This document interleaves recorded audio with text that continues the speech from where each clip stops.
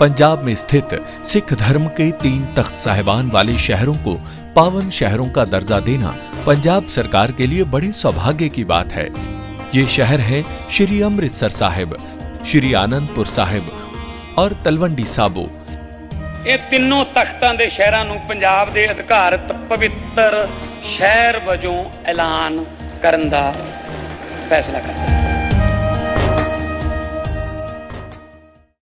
BMC चुनाव को लेकर महाराष्ट्र में हर बीतते दिन एक साथ नई सियासत और भी तेज होती नजर आ रही है और इस बार के चुनाव में गठबंधन के भीतर रहने वाली जो पार्टियां हैं वो भी एक दूसरे पर आरोप प्रत्यारोप करते दिख रहे हैं। बीएमसी चुनाव को लेकर रामदास अठावले ने एक बड़ा बयान दिया, वो भी बीजेपी को लेकर। ये भी एक ही सहयोगी दल है, लेकिन रामदास अठावले का ये कहना है कि बीजेपी का व्यवहार ठीक नहीं है और मैं यह मुद्दा अमित शाह के सामने भी उठाऊंगा।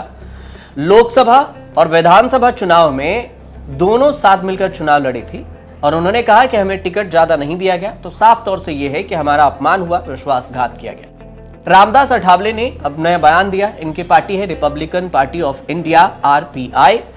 39 उम्मीदवारों की एक लिस्ट उन्होंने अकेले जारी कर दी और इस बीच में जब उनसे पूछा गया गठबंधन पर तो उन्होंने कहा कि महाराष्ट्र में एकनाथ शिंदे और अजित पवार जैसे नए सहयोगी मिलने के बाद बीजेपी हमें नजरअंदाज कर रही है और मैं उनको याद दिलाना चाहता हूं कि हम उनके पुराने सहयोगी हैं और हमारे साथ इस तरह का व्यवहार करना अपमानजनक है। प्रवीण दरेकर जी आए थे और उन्होंने बताया कि भाई आपकी नाराजगी हम समझ सकते हैं, लेकिन जिस तरह बीजेपी के साथ हमारी चर्चा बहुत दिन तक चलती रही और इसीलिए मतलब रिपब्लिकन पार्टी को कुछ हिस्सा देने की भूमिका हमारी थी, लेकिन जो हमने 6 सीट निकाली थी तो 6 सीट उनके कोटे से हम बीजेपी के कोटे से निकाली थी, लेकिन अभी वो तो आपको नहीं चाहिए। तो माननीय मुख्यमंत्री साहब का मुझे सुबह फोन भी आया था और उनका मैसेज लेकर वो आए और उन्होंने जो हमने 39 लोगों की लिस्ट जो हमने जारी की थी, 39 लोगों ने फॉर्म भर दिए हैं और सभी को हमने हमारी पार्टी के भी फॉर्म हमने दे दिया है। तो मुख्यमंत्री साहब ने उनको बोला था कि भाई वो कौन सी प्रायोरिटी में सीट है उनसे चर्चा करके आइए, उसमें से कौन सी विड्रॉल हो सकती है क्या देखेंगे और बाकी के जगह पर मैत्रीपूर्ण लड़ेंगे और बाकी के संबंध में भी अपन चर्चा करेंगे। तो आज प्रवीण दरेकर जी को हमने बताया कि भाई कल मुख्यमंत्री साहब से हमारी मुलाकात करवाइए और कुछ सीटें तो हमारी क्लियर छूटनी चाहिए, अपने को एक साथ आगे चलना है तो कोई न कोई तो निर्णय होना चाहिए। तो प्रवीण दरेकर जो हमने भी बोला कि भाई इसके पहले तो थोड़ी चर्चा होती थी और 6-7 सीटें भी अगर हमको मिलती थी तो भी कोई दिक्कत नहीं थी, लेकिन जो सीटें आपने निकाली वो हमने ना मांगी हुई सीटें निकाली थी, इसीलिए आज अभी बातचीत हुई है और मुख्यमंत्री साहब के साथ बातचीत होने के बाद जो आगे क्या करना है उसकी रणनीति हम करेंगे। रामदास अठावले ये भी कहते हैं बीजेपी पर आरोप लगाकर कि बीएमसी चुनाव के लिए बीजेपी और एकनाथ शिंदे के शिवसेना के बीच में जो सीट बंटवारे हुई उस दौरान उनकी पार्टी को बाहर रखना एक तरह से विश्वासघात जैसा ही है। बीएमसी चुनाव की अगर बात करें तो बीएमसी चुनाव के लिए बीजेपी और शिवसेना एक साथ चुनाव लड़ रही है और इन दोनों के बीच में समझौता हुआ। बीजेपी 139 सीटों पर और शिवसेना एकनाथ शिंदे ये 90 सीटों पर चुनाव लड़ रहे हैं।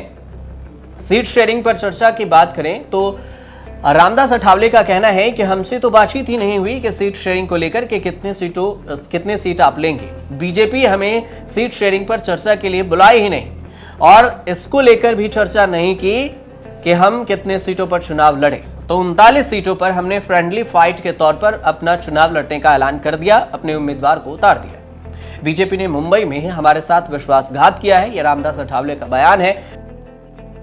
रामदास अठावले के अनुसार से नागपुर, अमरावती और औरंगाबाद जैसे कई शहरों में सीटें उन्हें नहीं दी गई। इसके अलावे भी कहा गया कि जिस सीट को लेकर हमें बातचीत करनी थी उस सीट पर भी हमसे पूछा तक नहीं गया। कल्याण डोंबिवली में एक भी सीट हमें नहीं दी गई और इसलिए बीजेपी ने कई जगहों पर आरपीआई को नजरअंदाज करने की पूरी कोशिश की है। तो कांग्रेस ने बहुजन अघाड़ी को भी सीटें दी हैं, ज्यादा सीटें दी हैं 62। यहाँ बीजेपी ने आपको कुछ भी नहीं दी। हाँ, तो मतलब यहाँ मुंबई में वंचित बहुजन आघाड़ी से आरपीआई की मेरे ग्रुप की ताकत बड़ी ताकत है और कांग्रेस पार्टी ने वंचित को अगर 62 सीटें दी है तो रिपब्लिकन पार्टी को 14-15 सीट तो मिलनी चाहिए थी या 8-10 सीट तो मिलनी चाहिए थी, लेकिन ऐसा हुआ नहीं। पुणे में रिपब्लिकन पार्टियों को 9-10 सीटें मिली है, पिंपरी चिंचवड़ में 8-9 सीटें मिली है और बाकी पनवेल में एक सीट दी है, भिवंडी में एक सीट दी है, लेकिन अनेक शहरों में मतलब नागपुर है, अकोला है, अमरावती है, उसके साथ साथ औरंगाबाद छत्रपति संभाजी नगर है, जालना में शायद एक सीट छोड़ी ऐसी जानकारी है और बाकी यहाँ वसई विरा नाला सोपारा में एक भी सीट नहीं मिली है, भिवंडी में आरपीआई को एक सीट मिली है, कल्याण डोंबिवली में एक भी सीट नहीं मिली है। तो बहुत जगह पर आरपीआई के तरफ अनदेखी करने का प्रयत्न बीजेपी ने किया है। बीजेपी अपनी पार्टी बढ़ाना चाहते हैं, लेकिन हमारी पार्टी के बारे में उन्हें सोचने की आवश्यकता है। ईमानदारी से हम उनके साथ इतने सालों से है और रिपब्लिकन पार्टी को सत्ता का बिल्कुल हिस्सा मिलता नहीं है, इसीलिए रिपब्लिकन पार्टी में बहुत बड़ा रोष है कार्यकर्ताओं में और इसका विचार बीजेपी के नेताओं ने करने की आवश्यकता है। तो हम 38 जगह पर मैत्रीपूर्ण लड़ेंगे और मुंबई में हमने अलायंस बीजेपी के तरफ जो बीजेपी के साथ शिवसेना के साथ जो था वो हमने तोड़ दिया है यही और हम अपने बलबूते पर मुंबई में ही चुनाव लड़ रहे हैं। अब इसका परिणाम क्या होगा ये तो चुनाव के बाद पता चलेगा, लेकिन रामदास अठावले ने सीधे तौर से आरोप लगाया। अब संजय राउत के बयान पर कि जय महाराष्ट्र वाले बयान पर भी रामदास अठावले ने एक बयान दिया। उनका कहना हुआ कि संजय राउत अब कह रहे हैं कि जय महाराष्ट्र और इसमें कोई उनका एकाधिकार नहीं दिख रहा है और अगर वे कहते हैं कि जय श्री राम का नारा भी देते हैं तब भी उनका कोई भी हिंदू वोट उन्हें नहीं मिलने वाला है। और इसी बयान से रामदास अठावले ने संजय राउत को भी घेरा। बीएमसी को लेकर अगर बात करें तो कांग्रेस की तरफ से एक में वीवीए के साथ गठबंधन हुआ है। कांग्रेस उद्धव ठाकरे का साथ छोड़कर वीवीए के साथ गठबंधन की है और एक नई गठबंधन को तैयार किया है, क्योंकि उद्धव ठाकरे राज ठाकरे के साथ चुनाव लड़ रहे हैं। राज ठाकरे और उद्धव ठाकरे का एक अलग गठबंधन है।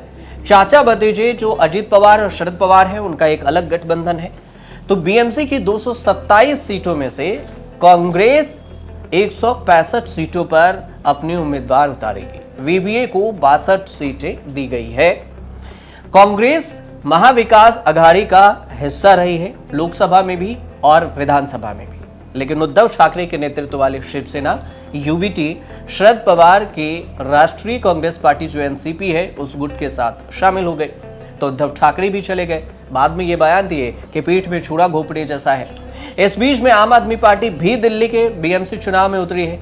उन्होंने घोषणा पत्र जारी कर दिया और 75 सीटों पर अपने उम्मीदवार को चुनाव लड़ने की बात आम आदमी पार्टी वहां पर कर रही है। बीएमसी में आतिशी का कहना है कि हम देर से आए हैं लेकिन दुरुस्त आए हैं। कुछ चीजें देर से शुरू होती है और अच्छी होती है। बीएमसी चुनाव 2026 में आम आदमी पार्टी कितना अच्छा परफॉर्म करेगी ये तो परिणाम के बाद पता चलेगा, लेकिन पहली बार हाथ आजमाया जरूर है। अब बीएमसी चुनाव में देखना यह है कि 3 तरह से गठबंधन वहां पर दिख रहे हैं। महाविकास अघाड़ी भी 2 हिस्सों में 3 हिस्सों में अपनी पार्टियों को नए गठबंधन के साथ मैदान में उतरी है। उद्धव ठाकरे अलग उतरे हैं, एनसीपी शरद पवार अजीत पवार दोनों अलग उतरे हैं और इधर कांग्रेस वीवीए के साथ अलग उतरी है। यही अगर महायुति में देखेंगे तो महायुति में शिवसेना और बीजेपी एक साथ लड़ रही है। रामदास अठावले अलग से मैदान में उतर रहे हैं, अजीत पवार तो आ ही गए शरद पवार की तरफ। लेकिन इसका गठबंधन में अलग अलग चुनाव लड़ने से परिणाम कितना होगा, कितना फायदा मिलने वाला है सभी पार्टियों को, कांग्रेस हो, एनसीपी हो, बीजेपी हो, एकनाथ शिंदे हो, उद्धव ठाकरे हो, राज ठाकरे हो, इन सब के बीच में क्या कुछ कितना फायदा होगा ये जब परिणाम आएगा तो पता चलेगा। यहाँ पर वोटिंग की बात करें तो 15 जनवरी 2025 को वोटिंग होनी है, 16 जनवरी 2025 को परिणाम आएगा और उसके बाद पता चलेगा कि बीएमसी किसके कब्जे में जाते हैं और कौन यहाँ पर कितने सीटों से जीतता है और हारता है, उस पर विस्तार से हम आपको जरूर बताएंगे। फिलहाल आपको ये रिपोर्ट सही लगे तो हमारे चैनल से जुड़िए और देखते रहिए न्यूज़ तक।